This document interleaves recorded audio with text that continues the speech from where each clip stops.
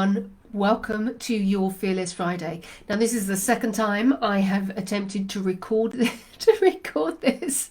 I've just completely finished my first attempt, and there was an error message.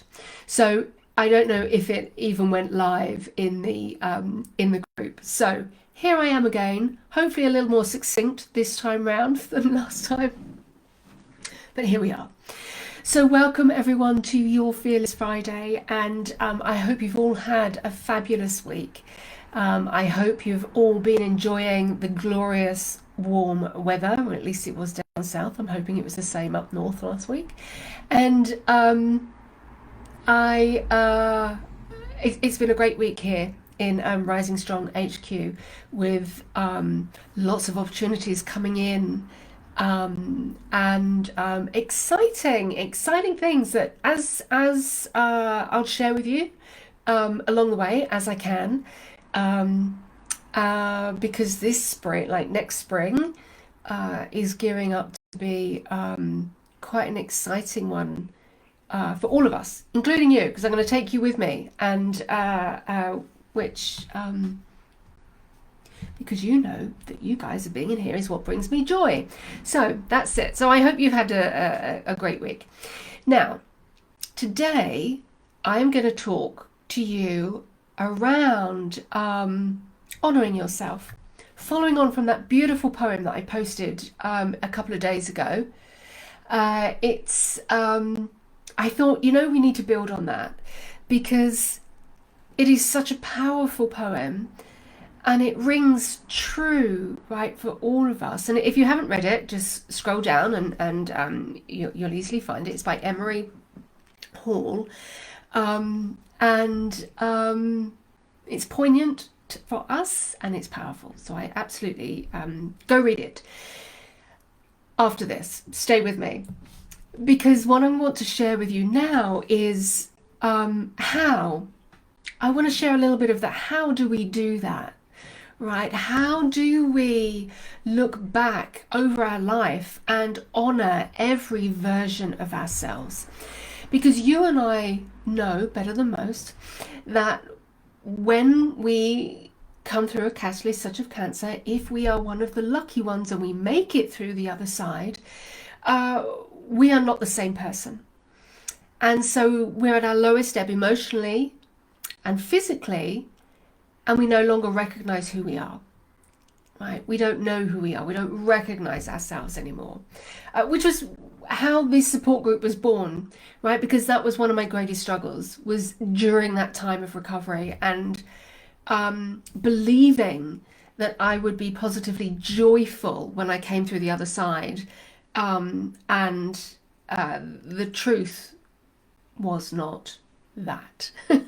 The truth was one of struggle, one of trying to understand why I felt so overwhelmed, lonely, lost, guilt-ridden, right? Even depressed, I would say, right? And I was struggling to come to terms with all of those big emotions, whilst I painted on a smile and reassured my loved ones that yes, I'm just as thrilled to be, to have made it through as you are, which wasn't the truth. Well, it was hidden. I was thrilled, but it was very much hidden under those powerful emotions. So how do we honor ourselves, every version of ourselves? And you know what? It comes from that space of acceptance, right? Unconditional love. Because when we can accept ourselves, that is the greatest act of self-love. When we can stop being cruel to ourselves about things we've done in the past, about who we've been in the past. Once we can find our way through that, there is real joy. But with all things, we have to go back and we have to sit with those feelings, right? We have to be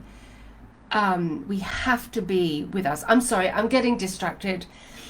There are messages coming up for me, but not from you guys. Just, I don't know who's sending, Facebook is sending me little tips, I think, or something like that. It's very distracting. How do I get rid of that?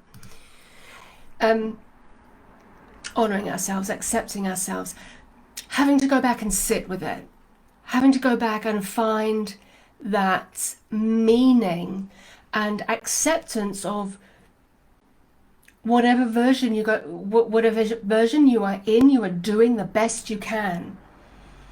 And finding acceptance in that, understanding that accepting something doesn't mean you have to like it.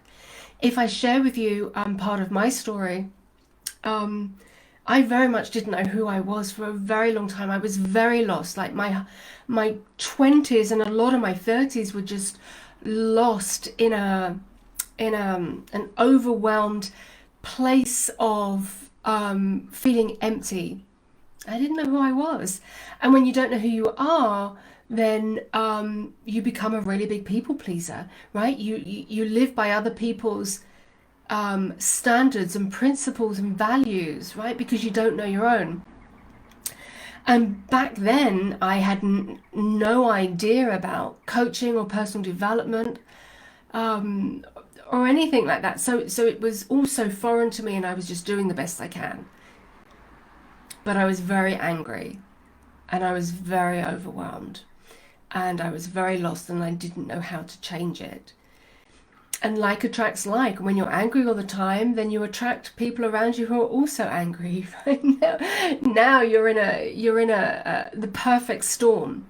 And I behaved quite badly on occasions back then. Right? I said things that were really cruel. I did things that were cruel. I worked in an environment in corporate life where I was rewarded for that anger and that cruelty, right? And hated myself even more for that, but not understanding why. So when I look back, when I have to do that healing work, I go back to quite a dark place.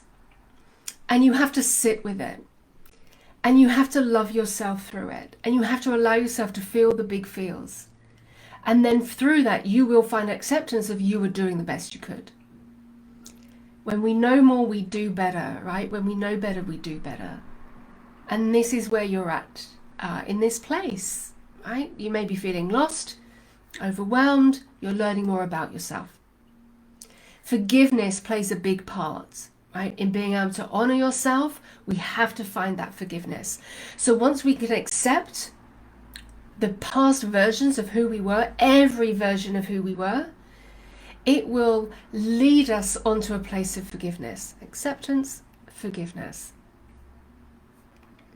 And when we can forgive ourselves, now we're in that space where we are able to honor ourselves, honor every version. With that comes joy, greater acceptance, greater love, greater connection, self-care, self-love. This is all how we come back to life and thrive, right? This is how we rise strong, by doing the work. So that's it for today. If you take one thing away from today's talk, it's an understanding that we are always doing the best we can. Always. So I hope you go ahead and have a wonderful week. I hope you practice honoring yourself and whatever that means for you. And as always, if you have any questions, you know where to find me. And interact, share your stories, because the more we interact, the braver we become, the more connected we feel, the greater the sense of belonging, right? But we have to take that first step.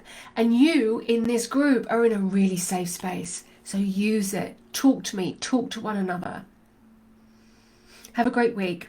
And I'll see you next Friday.